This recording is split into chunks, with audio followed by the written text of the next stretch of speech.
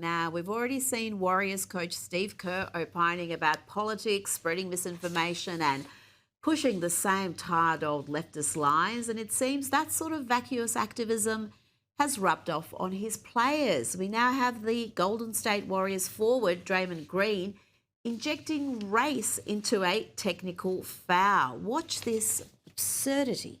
I will tell you, though, I find it very ironic that I got a technical foul for telling a Caucasian referee not to put his hand in my face. As a black man in America, don't put your hand in my face. And I said, hey, don't put your hand in my face, and I got a tech. So I thought that was the most interesting thing of the night. Did he try to explain himself? He said, Draymond, this is your chance to stop talking to me, bro. Don't put your hand in my face. Oh, gosh. Joining me now is comedian Alex Stein. Alex, you're a basketball fan. Was that foul motivated by race or racial politics, or is Green just playing the victim card here?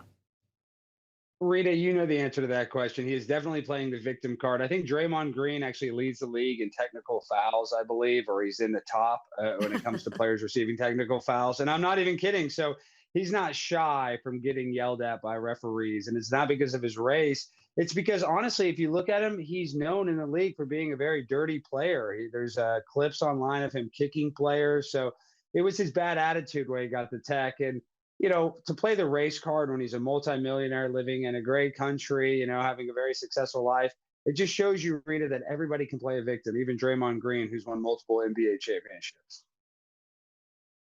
And playing in a league where they're all multimillionaires, but of course, basketball, like a lot of other professional sports in America, is dominated by black athletes. So to be suggesting that he's being discriminated against because of the colour of his skin just seems incredible. Now, let's move on to Meghan Markle. I love this story about her unsold jam overflowing at Netflix headquarters. The New York Post reports Netflix staff are helping themselves to free Meghan Markle products from her As Ever range. Apparently, there are 2 storage rooms packed with As Ever products, said a source. They're literally just giving it away to employees. One staffer walked out with 10 products for free.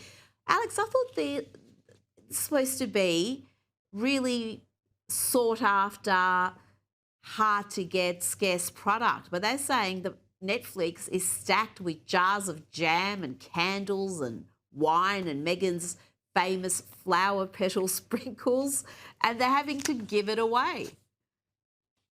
Well, you know, I'll be honest. It's kind of my guilty pleasure. I like the royal family. I like looking into it, you know, for whatever reason. And I used to think that Meghan was kind of a victim, you know, because she really wasn't that accepted by the people in London or England, for that fact, or for that matter. And I used to think, you know, she was kind of a victim. But the more you hear from her and the more you just watch of her on her fake show that nobody watches, she's just very unlikable. She takes herself way too seriously. She's trying to sell all these products that nobody wants to buy. So really, I'm not surprised. And I want to like Meghan Markle. I really do. But she's just so unlikable, just like all of her products, that she can't even give away. You fell for some of that early fake news, Alex, because I can tell you when she first came on the scene as Harry's girlfriend and fiance, she was adored. There was nothing but adulation, except from me, who could tell from the start there was something not quite right with this girl. But yeah, eventually people saw through the act, but she had everyone fooled. She was getting so much positive press that it would make your head spin. Now, Nicki Minaj, talk about not getting positive press. She is being attacked by the media, by Hollywood, by the music industry at the Grammys, all for daring to speak out about the plight of Christians and for pledging her support to President Trump. And we've got here Cardi B claiming that it's actually her, Cardi B, that the White House is obsessed with. Apparently they watch and observe everything she does. There's a president that he knows that I'm never supported him and stuff like that. And it's like, I be feeling like, I know the White House watches my You have a platform. Yes, I have a big platform, so it's like, I know they watch it. They listen to what I say. I might not say it the prettiest way, you know what I'm saying? But I know they listen to what I say. I have to pick the lesser evil. I can't.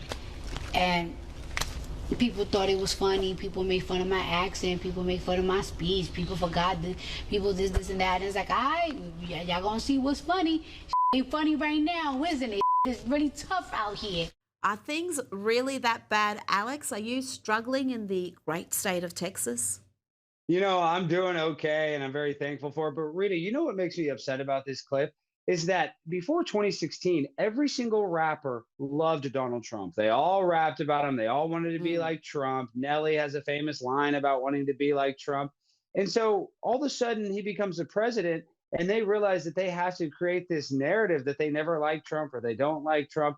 So she's just being very disingenuous. And I respect Nicki Minaj for actually calling it like she sees it and just being honest. And she knows that she's going to get attacked for having that opinion.